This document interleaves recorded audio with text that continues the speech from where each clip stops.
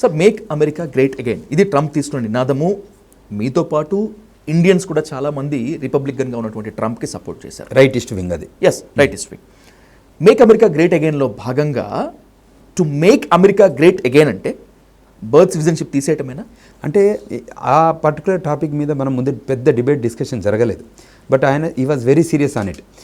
అది 14th అమెండ్మెంట్లో వచ్చిన నుంచి ఉంది. అది వాళ్ళని అంత తొందరగా తీయడానికి కూడా ఇప్పుడు వెల్కమింగ్ లేదు. ఇవాళ 22 స్టేట్స్ అక్కడ ఉన్నాయి కూడా ఇవాళ కేసెస్ వేశారు.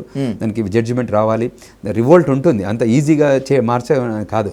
కానీ అంటే is very particular about that. ఎందుకంటే అక్కడే ఫిక్స్ కావాలి. అంటే దీన్ని అడ్వాంటేజ్గా ఇండియా మీద కాదు, ఇండియన్ ఇంపాక్ట్ తక్కువ.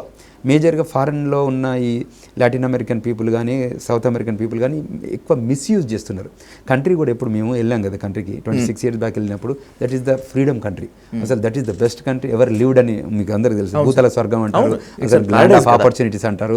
అసలు అది డిఫరెంట్ లైఫ్కి ఒక ఎక్స్పీరియన్స్ అంటారు. ప్రపంచం అంతా చూసుకునే పెద్దన్న కంట్రీలో మన వాళ్ళు ఏం చేశారు, రకరకాలుగా వెళ్ళి దాన్ని డిచ్ చేశారు. వాళ్ళ కంట్లో వాళ్ళని పొడవడం. ఇప్పుడు మనం ఫ్లైట్లో వాళ్ళ ఫ్లైట్లను యూజ్ చేసుకొని వాళ్ళ జనాలను యూజ్ చేసుకొని వాళ్ళ టవర్లని కూల్చడం అయ్యేసరికి ఎవరికైనా కంట్రీ హోమ్ల్యాండ్ సెక్యూరిటీ, అసలు యునైటెడ్ స్టేట్స్లో హోమ్ల్యాండ్ సెక్యూరిటీ డిపార్ట్మెంటే లేకుండేది. మేము ఎయిర్పోర్ట్లో లోపల వరకు వెళ్ళొచ్చి వెల్కమ్ చెప్పేటట్టు ఉండేది ఒకప్పుడు. నేను I experience real freedom of American life. Okay, చాలా అసలు ఆ ఎక్స్పీరియన్సే వేరు. ఇక్కడలాగా సెక్యూరిటీ కానీ పట్టుకోవడం. ఇప్పుడు ఎప్పుడైతే 2001 జరిగిందో, తర్వాత 2003లో they sealed the 2 borders, both sides, north and south land బార్డర్స్ని సీల్ చేసి చాలా రూల్స్ పెట్టారు. తర్వాత స్లోగా ఈ వరల్డ్ వైడ్ కూడా గ్లోబల్ టెర్రరిజం వచ్చింది.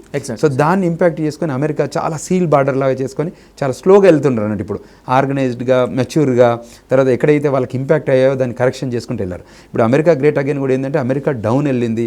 మన డెమోక్రటిక్ పార్టీలో ఉన్నప్పుడు వాళ్ళు ఆఫ్ఘనిస్తాన్ నుంచి కొన్ని లక్షల మందిని తీసుకొచ్చేసారు. అదేంటి, వాళ్ళు స్కిల్డ్ లేబర్ కాదు, నాన్ స్కిల్డ్ లేబర్స్ ఆ కంట్రీలో పని లేదు.